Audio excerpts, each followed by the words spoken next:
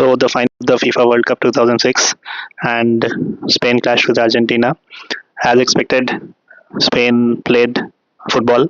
I think Spain was the only team out of the two that played football, and Spain had already shown what they can do in their match against France when they totally dominated and defeated the team which was probably the favorite for the title. But nobody expected that Spain will dominate another game like that, and that too against a team which supposedly has the greatest player of all time, and many other so-called talented players in that team, and a team which was supposedly the defending champion of the world.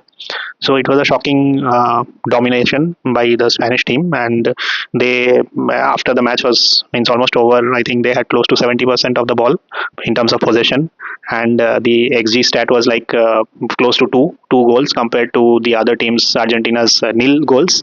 Yeah, and nil goals, obviously it will be nil expected goals because I think in the entire 120 minutes Argentina registered only two shots on means in the entire game, in the entire 120 minutes, and I think in the first 90 minutes they made a new record, that is in the history of the FIFA World Cup no team has failed to register a single shot on target for the first 90 minutes of regular time.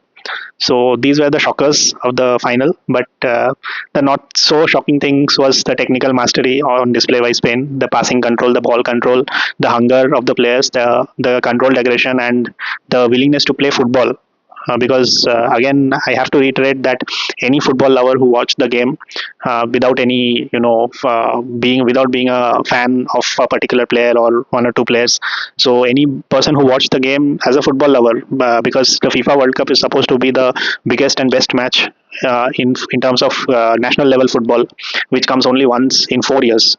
So yeah, any person who watched the game with that perspective would feel that only one team had come out there to play football, and the other team which committed 26 fouls during the match, which is again a record for the most fouls ever committed by a single team in a World Cup final. So it was very evident, and the game plan, I think, of Spain was to win the match by playing football, win it within 90 minutes, while the game plan of the other team was to take it to penalties, and then it's a gamble. It becomes a lottery, it becomes a lucky draw, because penalties, anything can happen, and they have in the previous edition of the tournament also, they basically they lucked out on several occasions, several penalty shootouts. It worked for them, and uh, so yeah, it was a one-sided match, as one-sided a football match, as one-sided a World Cup match, and definitely probably the most one-sided football final I have ever seen. I have been watching the football final since 1998, and I can definitely say that yeah, it was almost football versus anti-football, and football won on the day, as as has been stated by many former greats of football like Tony Cruz and Rio Ferdinand. Everybody posted that single line that football has won.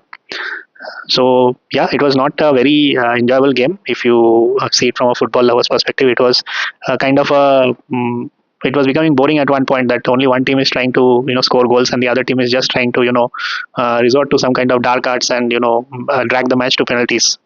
But yeah, so finally it was an amazing goal which Ferran Torres scored, and Ferran Torres has scored many an important goal for Spain over the years, so he did it again. And congratulations to Spain. I think it will be difficult for any team to reach the level of technicality which they are in right now, and they have a very good, solid block of young players. And their players are like, the centre back is 19 years old, their main attacker is 18 or 19 years old. So I think they'll mature, and even in the next World Cup, we may have even a better and a stronger Spanish team. Although before the World Cup, there'll be the Euros, which again they will be, again I feel Spain are the favorites to win it, or it is their tournament to lose. So let's see how it goes. And so that brought down a curtain on the 2026 FIFA World Cup.